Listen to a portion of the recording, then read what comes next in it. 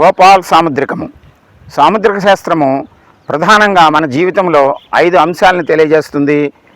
4వది యోగము, అదృష్ట యోగము, భాగ్యము, ధనము, సంపాదన, సంపద.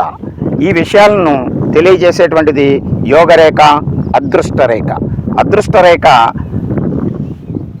దీన్ని పరిశీలిస్తూ మనం అదృష్టరేఖలో వచ్చేటువంటి వివిధ వయసుల్లో వచ్చేటువంటి అవాంతరాలని వాటిని ఎలా అధిగమించాలి, మనం ఈ యోగము ఏ కాలంలో మనకి లభిస్తుంది, ఆ యోగాన్ని మనం ఎలా సద్వినియోగం చేసుకోవాలి, ఈ ధనము సంపాదనను ఎలా వృద్ధి చేసుకోవాలి, ఏ విధమైనటువంటి అంశాలు మన యోగాన్ని ప్రభావితం చేస్తున్నాయి, ఇలాగా అనేక విషయాలను మన యోగ్యతను తెలుసుకుని మన అదృష్టాన్ని మనం పరిశీలించుకొని అదృష్టాన్ని ఏ విధంగా మనం పెంపొందించుకోవచ్చు, అదృష్టాన్ని ఏ సమయంలో మనం పొందుతున్నాము, దాన్ని ఎలా వినియోగించుకోవాలి, మనం మన భాగ్యాన్ని, మన సంపదను, మన ధనాన్ని, మన వృద్ధిని ఏ విధంగా మనం పొందగలుగుతాము, ఈ అదృష్ట రేఖ తెలియజేస్తుంది.